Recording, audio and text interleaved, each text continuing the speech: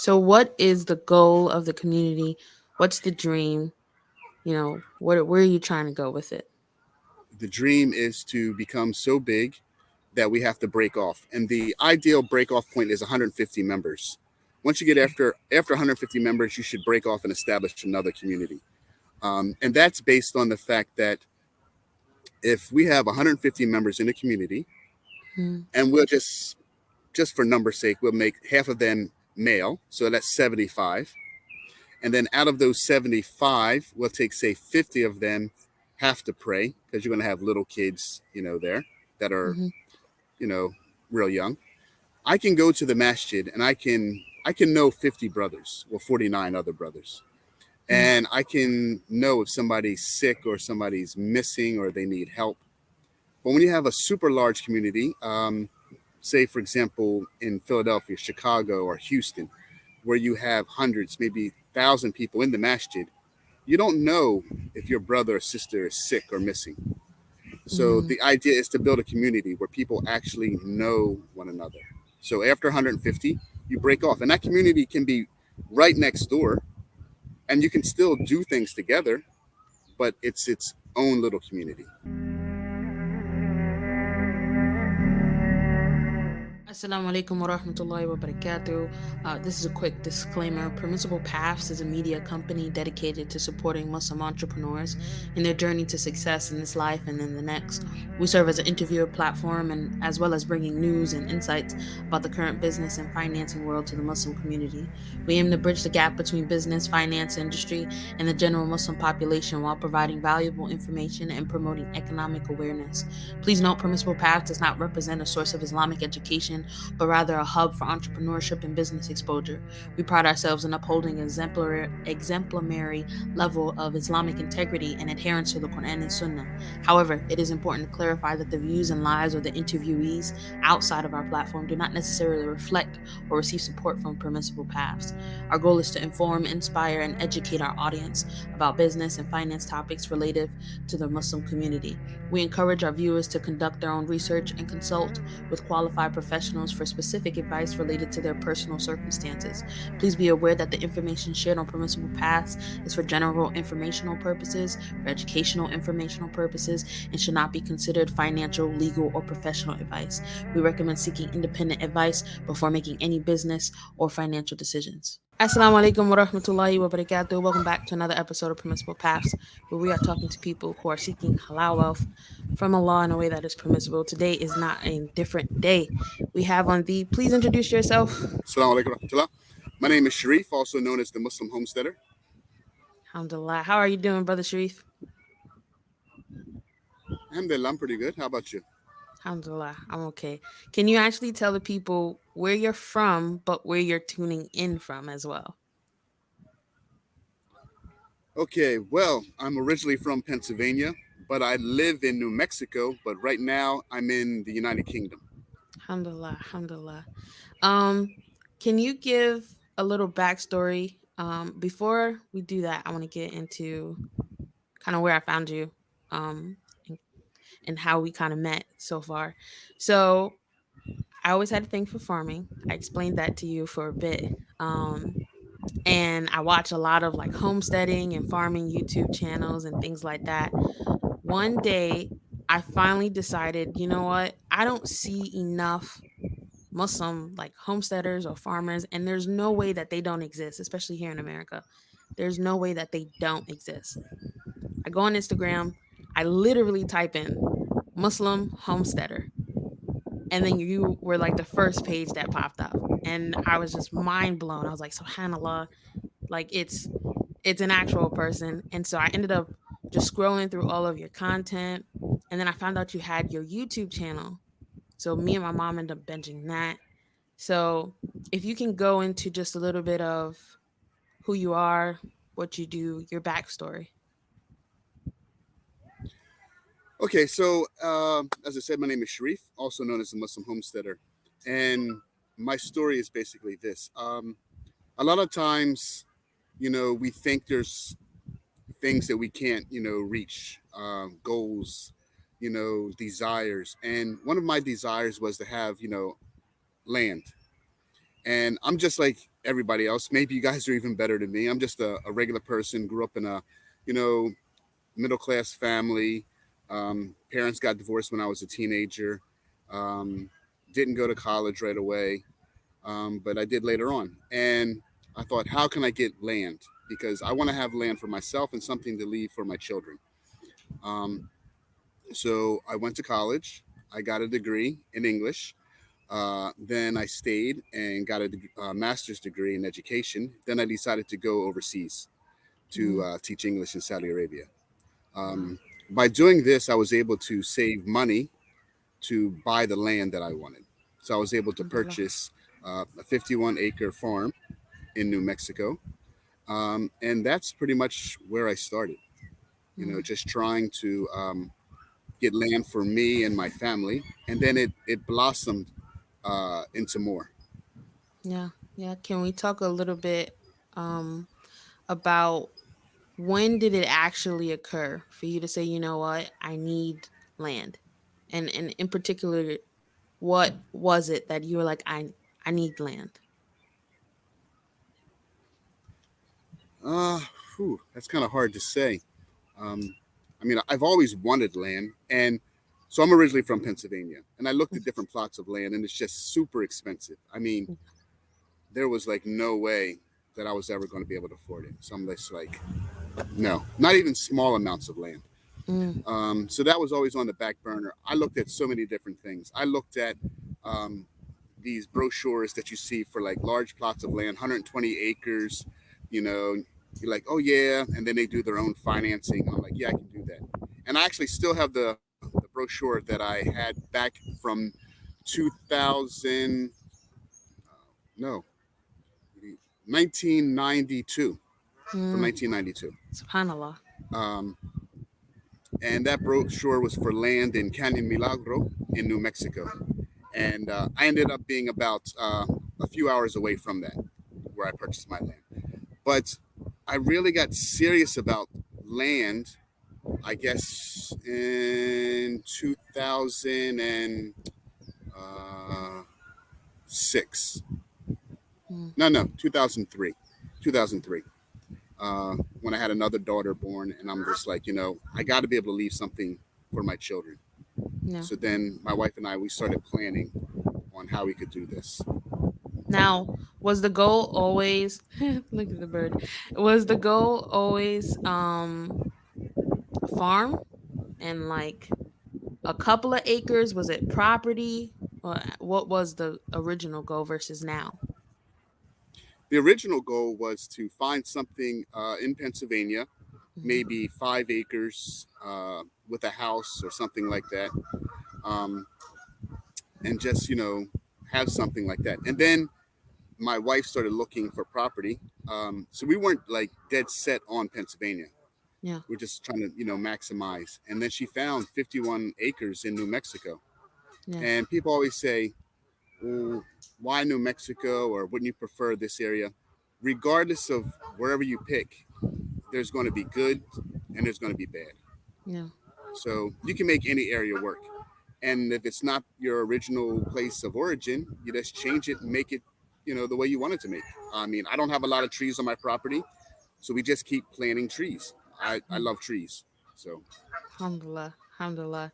Okay, so when do you start, or rather, you said you're in Saudi Arabia and you start teaching, um, and along the line you're saving to buy your land, correct? yes, yes. And so when do you finally make that jump and come back over to like Okay, so how's that whole process? we were there. We went in 2010 To to I Saudi? started teaching. Yes. Okay. So then I started teaching, and then while I'm there, we're looking for land. In 2011, I believe, yeah, 2011, we found some land. We hadn't been there, but we purchased it. We went on the Google Earth. We studied the demographics of the place. We did all the research we possibly could.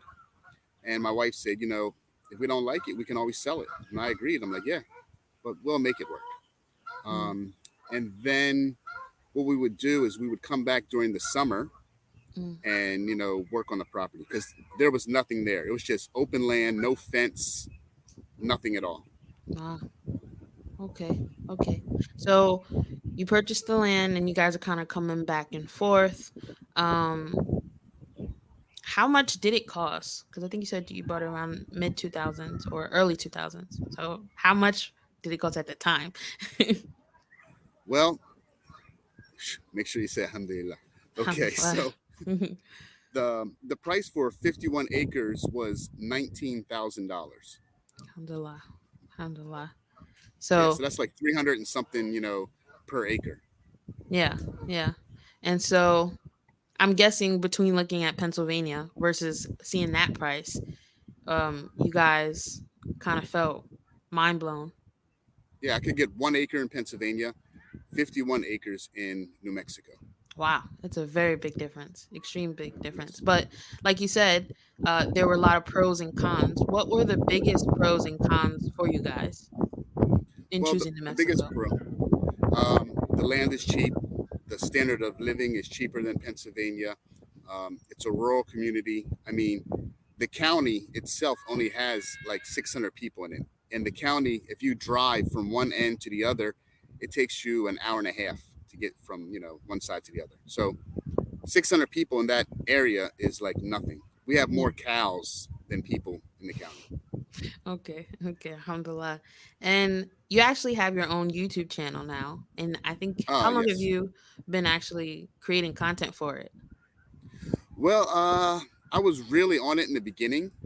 Hmm. So the YouTube channel's been up, I guess, what, 2 years, maybe a little Okay. longer. Okay. Um, but most recently, I haven't been very active on YouTube because I'm trying to get a lot of things done, and I am stretched everywhere. And as a content creator yourself, you realize that 15 minutes of actual video is probably an hour, sometimes even more, of work. Yeah. Yeah. Um, Absolutely. so setting up the cameras to just actually go water trees to show people what's done, or to feed the sheep, or to milk a cow, it takes a lot of time. Hmm. So I've been focusing on actually doing more than showing. Okay. And what was the thought pattern that went into, or the thought that went into, let's create content, let's do a YouTube channel? Why did you guys decide to take that on? Well, one thing, we wanted to document the journey so our children can see, what's happening. Also, to share with other Muslims, Mm. because a lot of people don't think it's, even possible. They're like, I'll never be able to, get land or to farm or anything like that. Now, I'll tell you, it took me actually 19 years from the time that I had the idea until we got the land. Mm. Uh, Can you talk and about it that a was bit more? and the land cost $19,000. So if you think back, it was only saving $1,000 a year. Although I didn't do it, I tell people, save now. Whatever you can save, put away, because it's going to add up. Income tax time comes around. Take that money, save it. You don't need any new sneakers. You don't need any new clothes.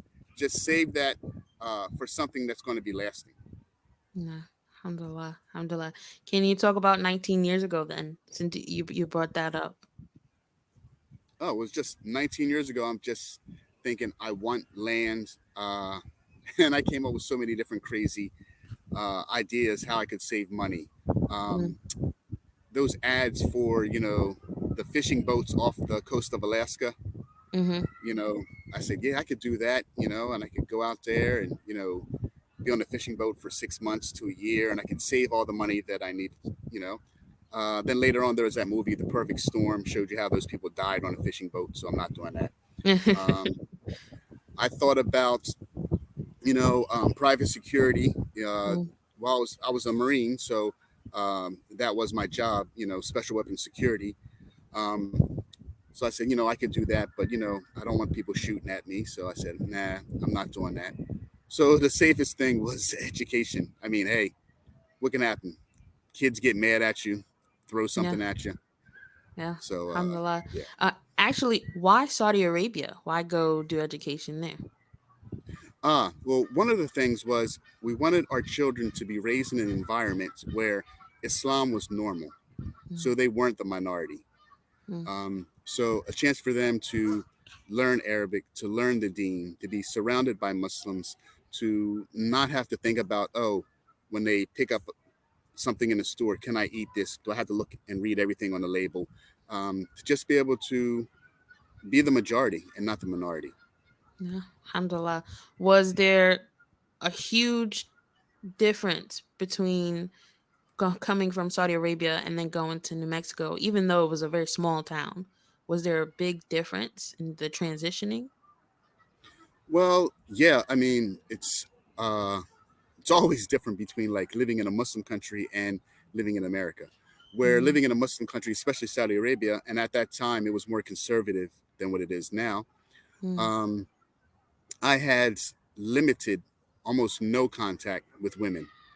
Um, mm, get back into New Mexico, the realtor that's dealing with the property, is a woman.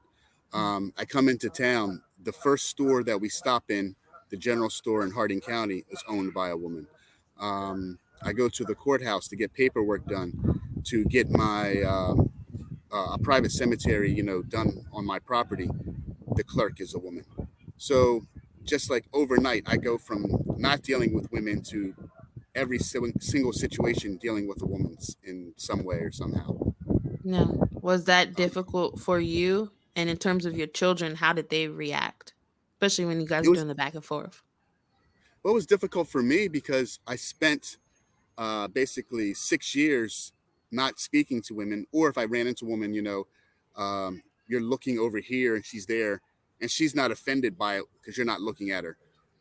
To coming to America, and then you basically have to look at somebody, or they get offended, like, why are you ignoring me? You don't think you can talk to me, or you're better than me, or something like that. Yeah. So just changing the way you deal with people Yeah. was a big change. And the change for my children was going from having a lot of Muslim friends to basically just our immediate family, and then a few local people that were decent enough to deal with. Yeah, understood. Alhamdulillah, understood. So you guys finally transitioned to fully being here, full time in New Mexico. You start Yes. creating content. Where do you go from there? What does the process look like from there? Well, it's always changing. I mean, I have other projects, other things that I'm thinking about, because I really want to help people. So one of the things that I did was to teach other people in other areas how to do the same thing that I'm doing, trying to replicate um, establishing a community. So I'm helping Hmm. people that are on the East Coast, Hmm. helping people that are in South Africa, and Hmm. I'm even helping people in the UK, and I'm advising some brothers in Turkey. Hmm. Can you go more deep into what do you mean by establishing a community? Well, so we were the first ones out in New Mexico, and humans in general, especially Muslims, we can't be by ourselves. We need a Jama. Yeah. How are we going to pray in congregation? How are we going to have Juma? How are we going to have Eid prayers or anything? Hmm. So we started inviting other people to join us, um, which is a process, because some people just say, well, just say, hey, Muslims, come. Now, you don't want any old Muslim. Mm, You need like minded Muslims. mm, Um, because if you're trying to have an organic farm and somebody else is saying, hey, I have no problem with pesticides, there's a clash. right. If your understanding, if your aqidah is different than somebody else's, there's going to be a clash. Right. So you have to find like minded Muslims, and then you have to prioritize who gets to come first. Mm, Um, some people are like, well, why are you being so strict, on this? Because this lifestyle is not for everybody. A lot mm, of people, they watch things on TV and they romanticize, oh, it's going to be great. I'm going to be out there with the cows and chickens, and um, it's not exactly like that. You're going to work. You're going to get up early. You're going to be outside in the cold. Like I told my daughters, the animals eat before you eat. mm, mm, So, and if it rains or if it's snowing, the cow still has to be milked. So It doesn't matter that it's cold. You still have to go out there and do these things. So we have to be very selective and see what people, not only what they understand with regards to the religion, but what they understand with regards to homesteading. Understood. So is it establishing other homesteading communities, or do you just help if someone just wants to build a bigger or more of a Muslim community? Which one?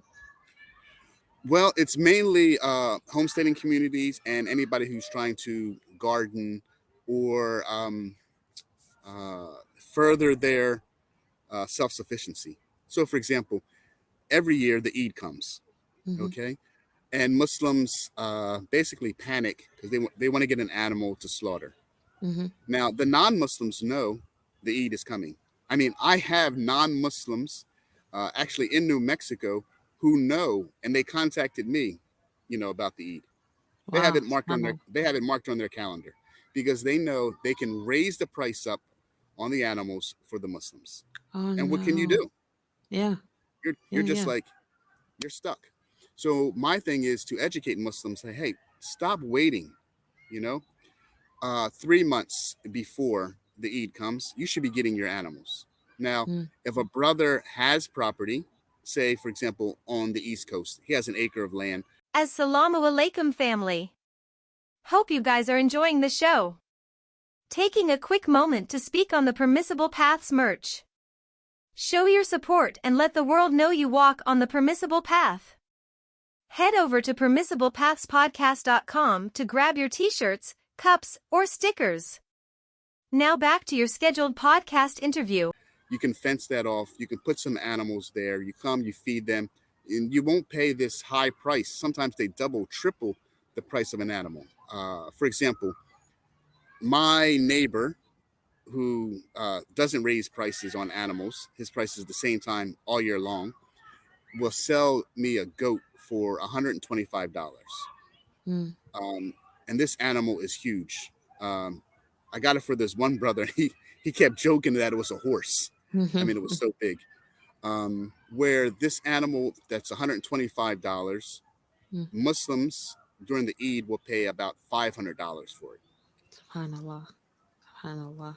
So I understand the concept of we have to have more Muslim owned, not just businesses, but farmers, which is it's just another business, really. So Yes.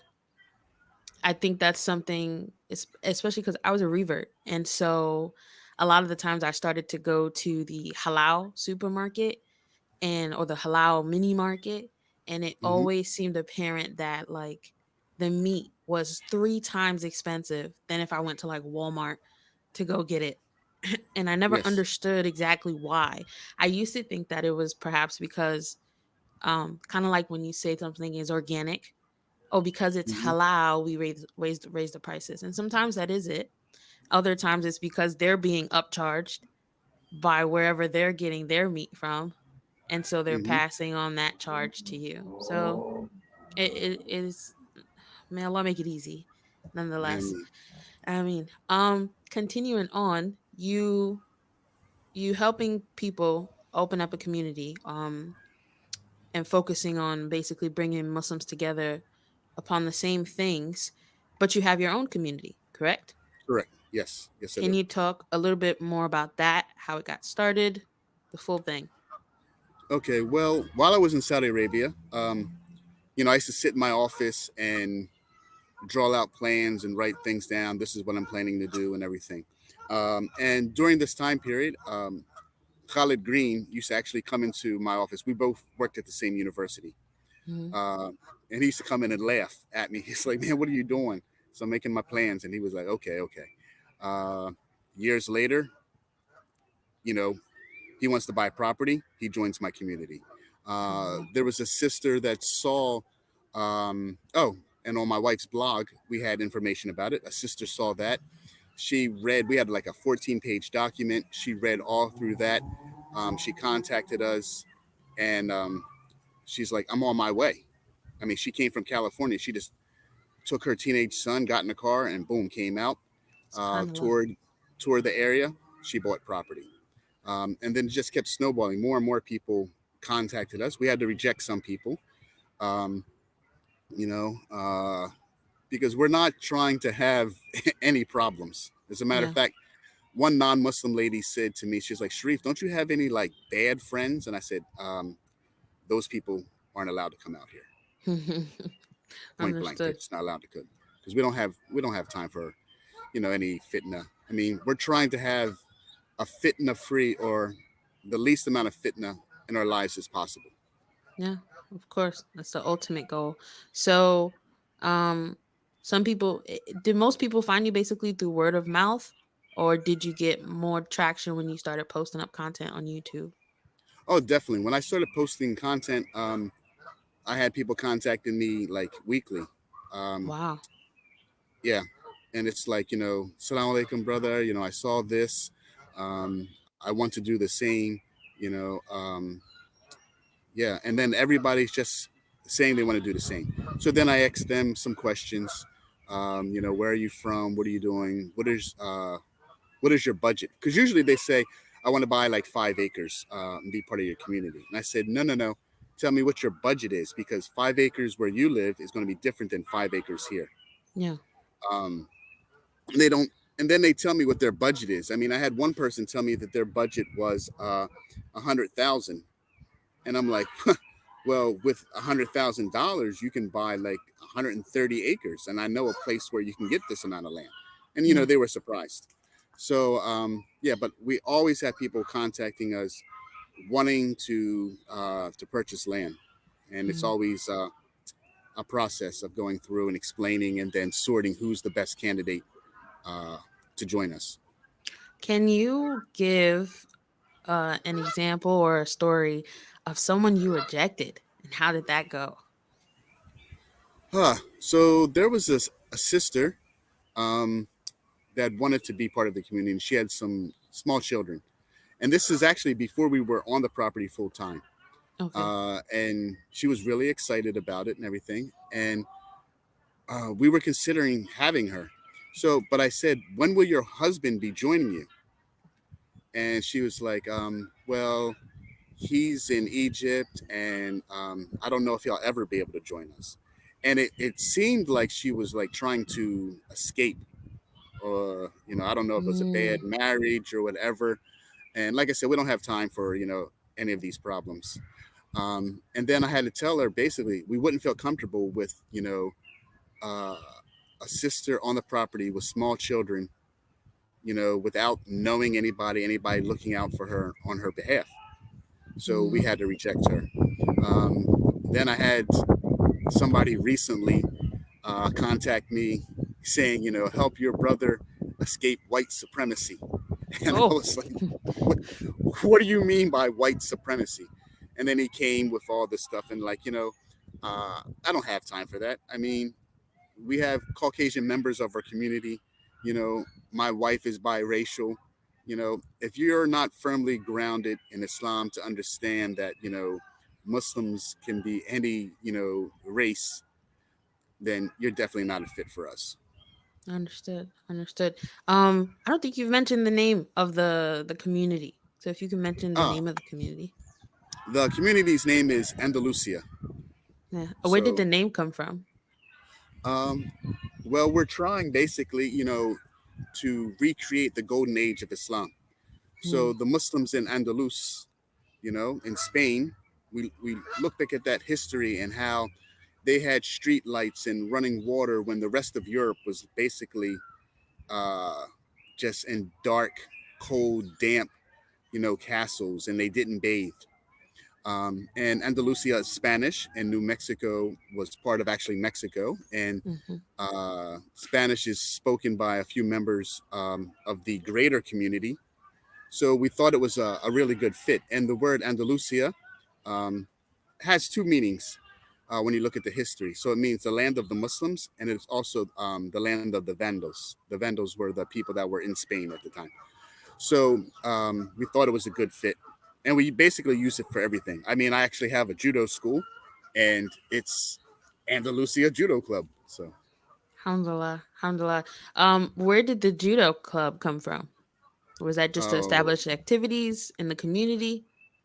Oh yeah, to establish activities. I've been doing judo since 1984. So Okay. So it was a bit of a like a passion hobby project for you. yes, and it was Okay. also a Dawah project because we have non-Muslims that are members of the club. Okay. So Do when they you come to practice, they understand that there's Salat time. So I have actually little kids telling me to go pray because they hear the adhan go on my phone, so they know, hey, it's time to pray. So even the alhamdulillah. non-Muslims, if you come to the area and they see you actually praying on the outside at the park or something, they know what you're doing. Alhamdulillah. Alhamdulillah. Now, in terms of people who are asking to become a part of your community, have you ever had non-Muslims who were like, "Can I Um, join?" no, actually, we've never had any non-Muslims uh, ex to join the community. Um, Probably because they're not looking at my channel. I mean, I do have a few non-Muslims that are interested in my channel, but Mm, we don't reject non-Muslims if you have Muslim family members. So, for example, a brother, sister, whatever wants to join the community, but their parents not Muslim. mm-hmm, Alhamdulillah, they're welcome. You know, mm, but just a straight non-Muslim, it wouldn't be a match. It's not. It's a clash to begin with. right. Say they're Christian, they're like, they're going to want to give their dawah.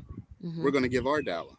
Yeah. They're going to want to do things on Sundays, and Sunday's a work day for us.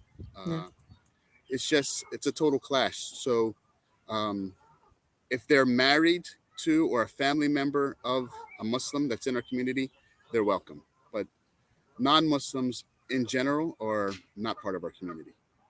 Understood. Understood. So, what is the goal of the community?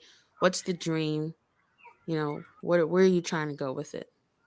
The dream is to become so big that we have to break off, and the ideal break off point is 150 members. Once you get after 150 members, you should break off and establish another community. And that's based on the fact that if we have 150 members in a community, Mm, and we'll just for number's sake, we'll make half of them male, so that's 75. And then out of those 75, we'll take, say, 50 of them have to pray because you're going to have little kids, there that are, mm-hmm, you know, real young. I can go to the masjid and I can know 50 brothers, well, 49 other brothers. mm, And I can know if somebody's sick or somebody's missing or they need help. But when you have a super large community, say, for example, in Philadelphia, Chicago, or Houston, where you have hundreds, maybe 1,000 people in the masjid, you don't know if your brother or sister is sick or missing. So mm, the idea is to build a community where people actually know one another. So after 150, you break off, and that community can be right next door, and you can still do things together, but it's its own little community. mm. Can you talk about how that would look like if you guys had to break off? So, would it be like a separate masjid? How would that work? In which you guys are like still technically close together, but not really the same. Well, ideally, they would have their own masjid, but we'd have a Jamia masjid. So Juma would be prayed in one spot, but all the other salat would be prayed in their smaller community. Um, you'd get together for Eid prayers, aqiqas, nikahs, everything like that. But the structure and the everyday running of that community would be under different leadership. Understood. When we talk about the your community, is it everyone has a farm? Are you trying to be more of like tiny home living? Or is it kind of whatever anyone wants? If they want to put a regular house on property, then that's fine. How is the living structure for everybody? Okay, so right now um, we have kind of like two areas. I Mm, could say almost two communities. It's one community, but two areas. So mhm, we have some people who live in town. Okay, and the village has a population of like 130 people. So some people have houses there. Other people live 5 minutes outside of town and they have property and they are building their own houses there. mm, They have land. Pretty much everybody in the community has chickens as like their first animal, mm, and then they just graduate from there. And there's a reason why to start off with chickens. Um, if you have a chicken and 10 chickens and one of them dies, it's not a great loss financially to you. But Mm, if you're getting a cow and you have like the cows I had, A2A2, it's a special genome for a cow. They cost $2,500 each. mm, If one of those dies, that's a big hit, yeah, you know? yeah. So you need to start off small and then learn about that animal, then go on, say, to rabbits, to sheep, to goats. Then you would go on to a cow. But by then, you've understand how the farm needs to work, what you need to do, what you need to buy, and then you attend classes, and we teach classes also. Okay. So the goal is to get everyone to be a farmer, correct?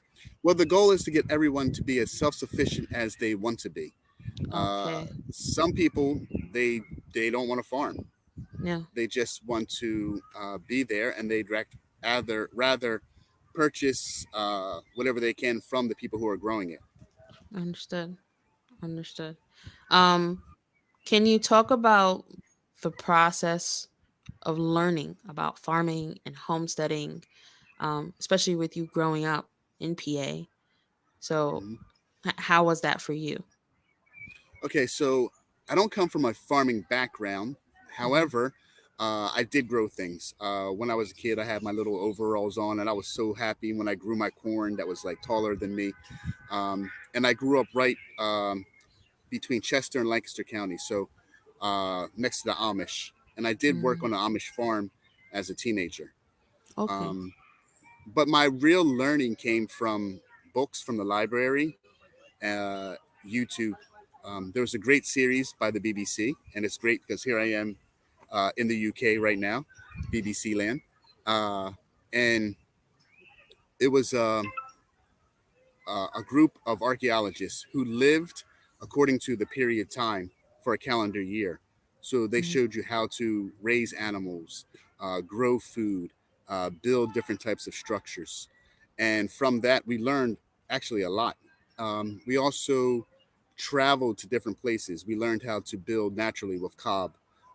We went to different farms. We stayed different places. We took notes. We just took all of this knowledge and brought it back. Each one of my kids had to read a book and specialize in an animal. mm, So everybody's a specialist, and then they would share that knowledge with the rest of the family. okay. When you say we, you mean you and your family would travel around to the different Yeah, farms and yes, everything. Okay. yes, Um, and at the time, how large were you guys? Was it just you and your wife and young kids? yes, yeah. Okay. So me, my wife, and the kids traveling around. So, and the one time when we went for the natural building course was me, my wife, my father-in-law. Let me see, one, two, three, four, and four kids.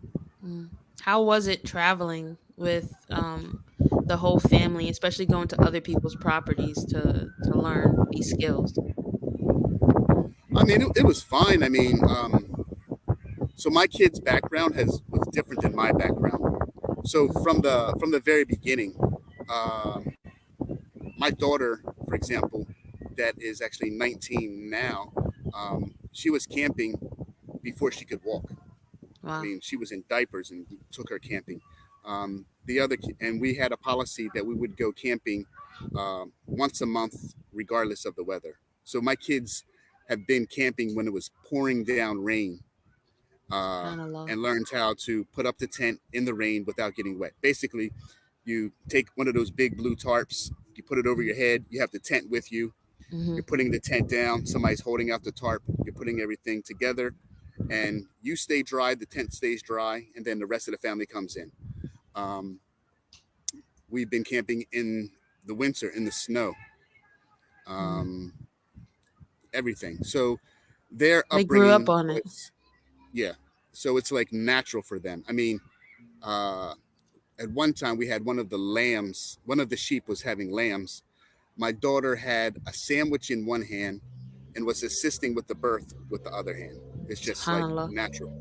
Subhanallah. Wow. Subhanallah. Okay. So continuing on, can you actually speak a little bit on why it's important for Muslims to look into acquiring land for themselves, even if they don't necessarily plan on being farmers. Hmm. Okay. Well, I believe it was President Roosevelt who said, "Buy land now because they're not making any more," as a joke. You know, for the longest time, uh, and I'm going to say pretty much all minority groups. I don't care if you're black or if you're Muslim or you're Hispanic. We haven't owned land. It's something that we rent, and it's not good. Mm, We should be in a position where we have something that we can leave to our children. We should be able to say, you know what, don't ever worry about being homeless. You have something. yeah. Um, and with regards to business, at the same time, if you have land, maybe you can have a business. I feel that if possible, we should be instilling in our children, especially into our young boys, that a grown man should not have to ask another grown man for permission to go to the doctor or to go do something. Mm, He should be able to say, you know what, today I got to go do something and I'm going to go do it. yeah. We Yeah. should be in a position of creating jobs for people, not Mm, being employees. understood. And 100% agreed. Uh, how do you suggest someone to go about not just finding land, but really understanding what it means to be a landowner? Whew. Well, finding land, I think it's pretty simple. Mm, Um, Lands all across the United States, all across the world. mm, So you have to, basically establish a budget and say, this is, what I can afford. And then look in different areas. Look in your state and other states. Um, Go to sheriff sales. My wife and I first went to sheriff sales back in Pennsylvania to try to find, different property. mhm, Um, and that can be a start, and that can actually turn into a business. You can get a property, you can, fix it up and you can rent it out, or you can just flip it. So there's different opportunities there. Um, but to learn about it, I mean, I'm a fan of documentaries. You just watch different documentaries, see how people have done things in the past, and follow their example. And I mean, for those who want to, they can contact me. I mean, people are already doing it. I just had a brother contact me. It was crazy because it's no secret. My phone number is out there. I have it there. So mhm, he called me up. He's like, "Salam alaikum." I'm like, "Walaikum salam." He's like, "Brother, it's so great to talk to you." I'm like, "Okay, alhamdulillah, it's great to talk to you. Who are you?" So understood. Understood. Do you actually do any classes like Zoom calls, where you just gather the people around and kind of do a Q&A and teach everybody? yeah, actually, that's one of my side businesses. So my wife and I are both permaculture design specialists. So we Wow, do subhanallah. permaculture design. So we actually did the course.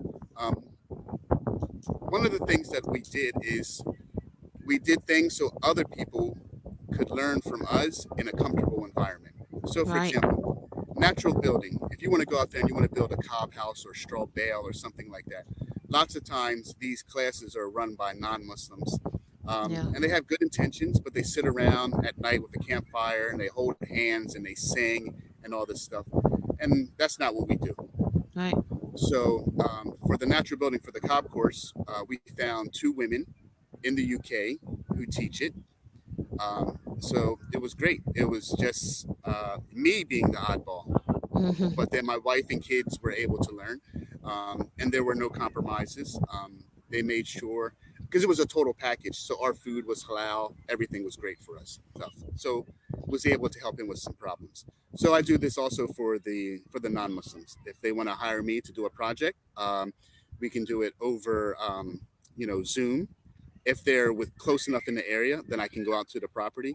And if it's a major project and they're willing for it, then they can hire me and I go to that location and Mm, do it. Like I've gone to Texas, 10 hours away to do a project there because a understood. Muslim, had some land that he wanted, evaluated.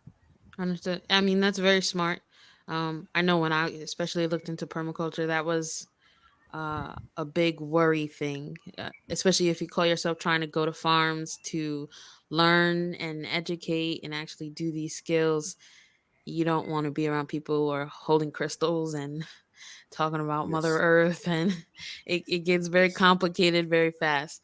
So may Allah reward you guys. So um can you kind of name the different things that you do in terms of bringing in income, especially for the farm? We know you do the Zoom classes.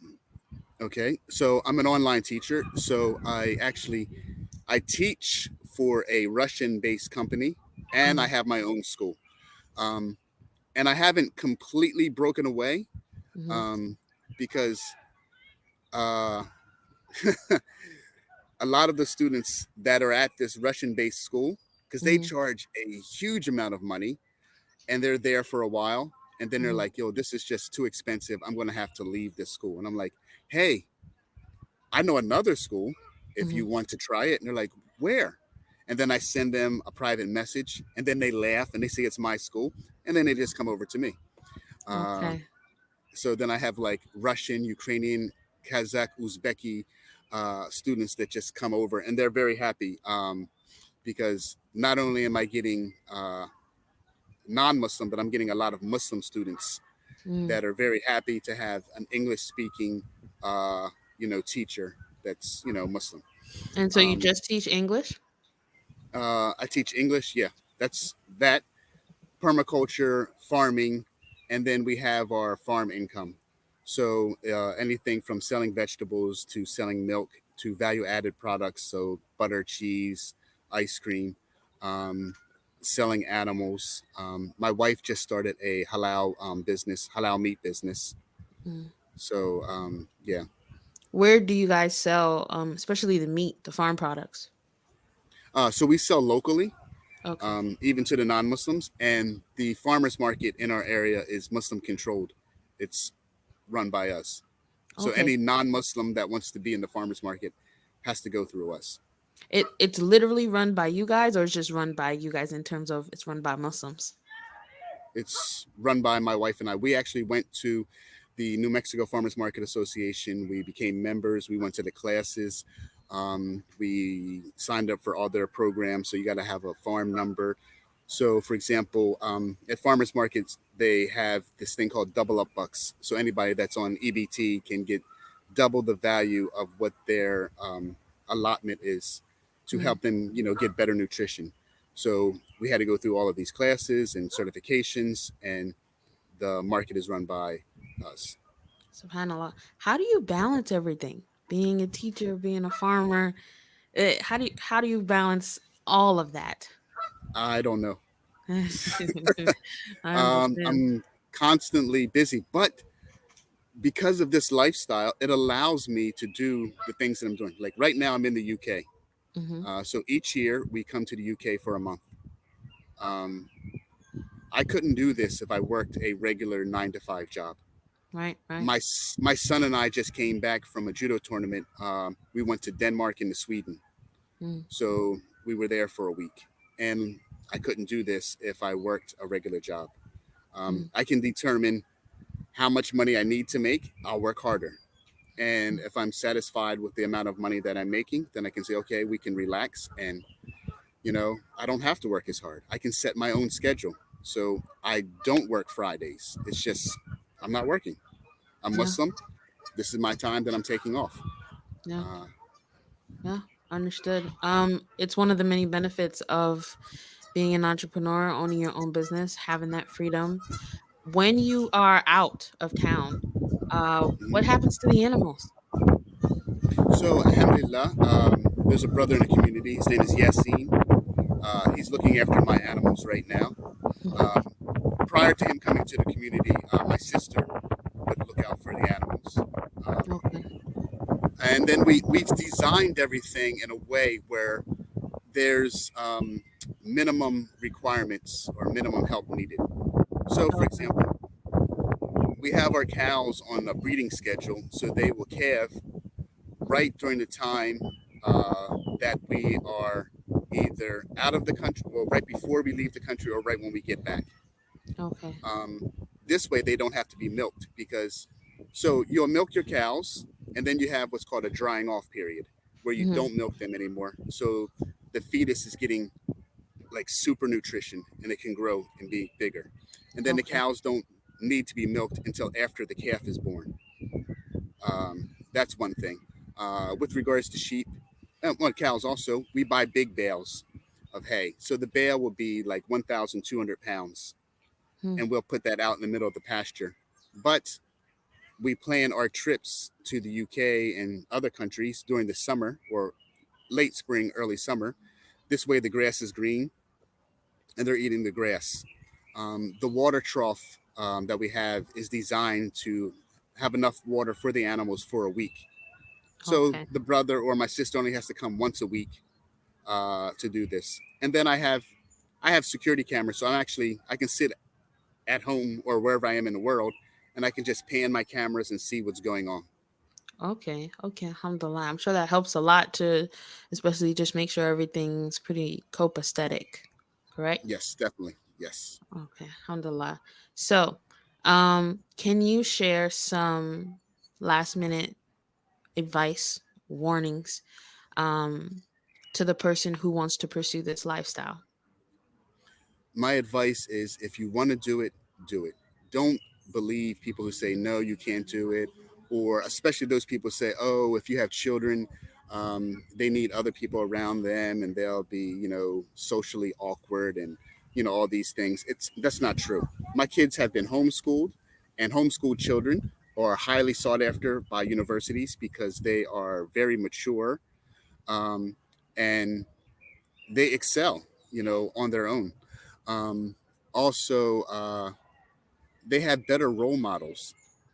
So when your children have other kids as role models, Mm, sometimes the role model's bad. But if they have mm, adults as role models, they learn to be more mature at an earlier age, even though they still are kids. I make right. sure my kids are kids. They get to play and everything. And homeschooling stops at a certain time so my son can run and jump and play in the dirt. Um, so yeah, if you want to do this, do it. Find out as much as you can ahead of time. um, as everything in Islam, those that don't know, ask the people of knowledge, ask the people that do know. And the people of knowledge in this instance are, your farmers, your homesteaders, people who are living sustainably. Spend time with them. um, Watch documentaries, go to the library, and make dua, and ask Allah to, if this is good for you, to make it happen. Mhm. And I'll accept it from those who are trying to uh, either join you or establish the same as you have. Please tell the people what you are currently up to, what's in progress right now, and where people can find you. Well, currently I'm just sitting in the park watching people walk behind me. But currently, I'm up to expanding my, my online teaching business, Mhm. and expanding my community, expanding the farmers market, and to actually change breeds of sheep. That's my new project when I get back, to a more robusta. It's a meteor breed of sheep. They grow super fast. They're called Dorpers. Um, and basically to help Muslims that are trying to get good quality meat at a fair price, because Yeah, this thing of raising the price is just ridiculous. it is. Ridiculous. It is. It is. I mean, we Um, should be able to eat uh, at a reasonable price. We shouldn't have to. And I'm sure many of the viewers have experienced this. You go to a halal store, and like you said, you spend three twice, times three possibly times. Yep. as much, and you come out with a little bag Yep. of meat compared to if you went and got conventional, meat. However, the more people who support halal businesses, the Mm-hmm. prices will come down. I'm in the UK, and 80% of the slaughterhouses in the UK are run by Muslims. So Subhanallah. even the meat that's in the regular market, Mm-hmm. 80 almost all of it's halal without it being marked halal. Wow. Um, in the supermarket, you go down. I mean, the stuff that's marked halal is there. It's the same price as the conventional stuff Hmm. because Subhanallah. people support businesses. It's important that we support Muslim businesses. In general, I can say that. We don't support them just because they're Muslim. We want good quality service. So it's important as an entrepreneur to give good quality service and Mm, for us to support the Muslims. yeah, understood. 100%. Please, if you can leave your email or where people can contact you at and your Instagram, I will actually link your YouTube channel when this is posted on YouTube in the description box. But if you could share that information with the people. Yeah, everything is the same everywhere. So the Muslim Homesteader is who I'm known as. My Instagram is the Muslim Homesteader. The YouTube channel is the Muslim Homesteader. My email address is the Muslim Homesteader at gmail.com. Jazakallah khair for coming on, Bye. sharing the information. I pray that people are able to get good benefits from it and inspiration from it, because owning land, and like you established, not just for yourself, but more importantly for your children, is a really, really big thing that needs to be talked about more, especially in the Muslim community. Not just for Black people, but for the Muslim community, period, in Definitely. total. So may Allah reward you and increase you in success. I mean, in the things that you are doing. Uh, you guys don't forget to like and subscribe to the channel. Again, Brother Shareef and all his information will be linked in the description box, whether you are listening to this on any of your podcast platforms or YouTube. Assalamu alaikum wa rahmatullahi wa barakatuh.